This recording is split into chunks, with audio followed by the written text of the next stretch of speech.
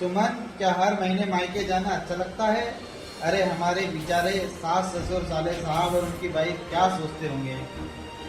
क्या सोचते होंगे? कुछ नहीं सोचते हैं। आपको पता भी है, महीने से एक दिन भी ज्यादा हो जाता है तो मेरे मायके से फोन आने लग जाते हैं।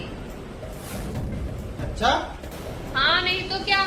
आपको पता भी है, भाभी कहती है चली आओ ननद, तुम्हारे बगैर दिल नहीं लगता। और अम्मा कहती है आ जाओ बेटा, बहुत दिन हो गए। और भैया और बाबूजी की तो पूछो ही मत, कितना याद करते हैं वो मुझे।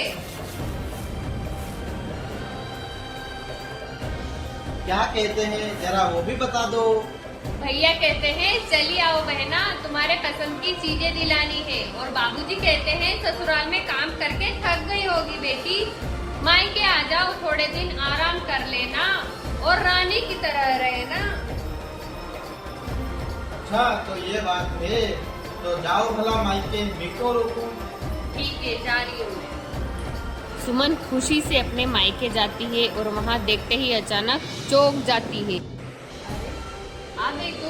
तेरा ससुराल में मन नहीं लगता क्या बेटी? अरे ये क्या कह रही हो माँ? पहले तो मैं 1-2 घंटे के लिए भी इधर उधर चली जाती थी तो तुम मुझे देखने के लिए बेचैन हो उठती थी।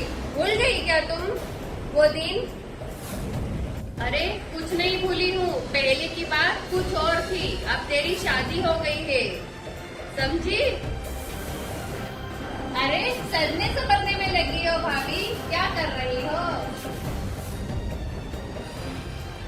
सच सवर कर रहूंगी तभी तो मन लगेगा ससुराल में ननद जी, नहीं तो तेरी तरह एक पैर मायके में तो दूसरा ससुराल में। भैया, इस डिब्बे में क्या लाए हो? तुम्हारी भाभी के लिए रेशमी साड़ी लाया हूँ, जरा देख के बताओ कैसी है। अरे भैया, यह साड़ी तो बहुत सुंदर है, इसे मैं ले लूं? नहीं नहीं बहन, यह साड़ी तो मैं नेहा के लिए लाया हूँ, वैसे भी यह बहुत महंगी साड़ी है। तुम कहो तो तुम्हारे लिए कोई सस्ती सी साड़ी ला दूं? अरे सुमन बेटी, आज तो पालक पनीर और तंदूरी रोटी खाने का बड़ा मन है, जरा बना दोगी क्या? पहले तो ये मुझसे कैसा व्यवहार करते थे और अब कैसा कर रहे हैं। बाबूजी, पहले तो आपने मुझे कभी खाना बनाने को नहीं कहा, फिर आज क्या हो गया आपको? अरे हुआ तो कुछ नहीं बेटी, बस तेरे हाथ का खाने का मन है, बस यही समझो। मुझे नहीं बनाना, आप भाभी को बोल दो, वो बना देगी आपके लिए खाना। नाना सुमन, मैं खाना नहीं बना सकती, मैंने अभी अभी मेकअप किया है, मेरा मेकअप खराब हो गया तो तुम बना लो। अरे तो तुम आएगी आई थे, ठल्ली बैठ कर खाना खाने थोड़ी आई है, चलो और अपने बाबूजी की पसंद का खाना बना जा।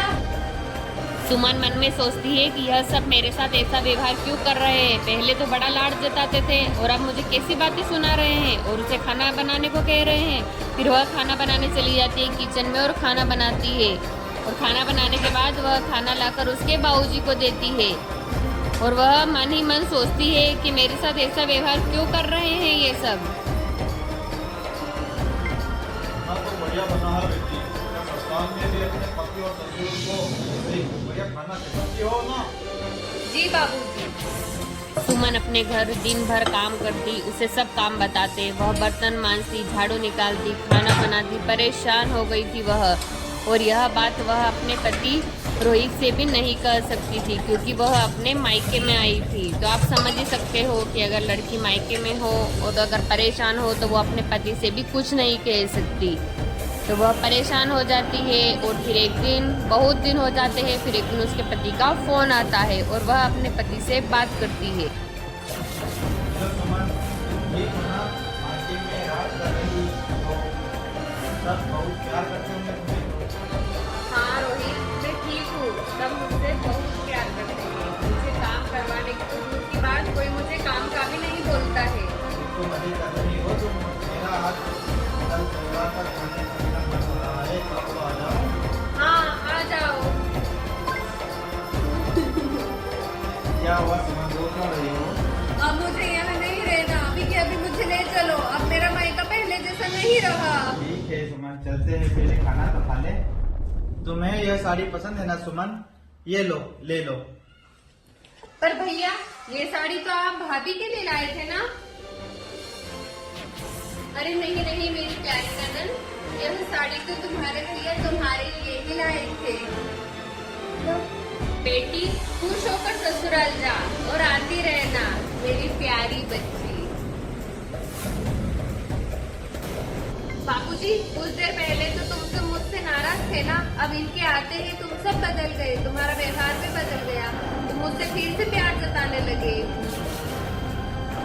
ऐसा इसलिए बेटी, हम तुमसे प्यार न करने का ड्रामा कर रहे थे, और वो भी रोहित के कहने पर ऐसा क्यों बाबूजी? क्योंकि हम तुम्हें तुम्हारी जिम्मेदारियों का एहसास कराना चाहते थे। ससुराल में मन लगना चाहिए, न कि मायके में। तुम्हारे बार बार यहाँ आने से बेचारा रोहित कितना परेशान रहता है, जरा इससे पूछकर तो देख तू। तो सुमन समझ जाती है कि ससुराल और मायके में संतुलन बनाए रखना यही समझदारी है। तो हेलो दोस्तों, आप भी इसी तरीके से इस स्टोरी से सीख लीजिएगा कि एक लड़की का घर ससुराल में ही होता है, उसे ससुराल और मायके दोनों में बराबर संतुलन बना के रखना चाहिए। तो धन्यवाद दोस्तों, आपको मेरी स्टोरी कैसी लगी आप मुझे कमेंट कीजिएगा, लाइक कीजिएगा और सब्सक्राइब कीजिएगा। तो धन्यवाद दोस्तों, मिलते हैं नेक्स्ट वीडियो में। Bye bye.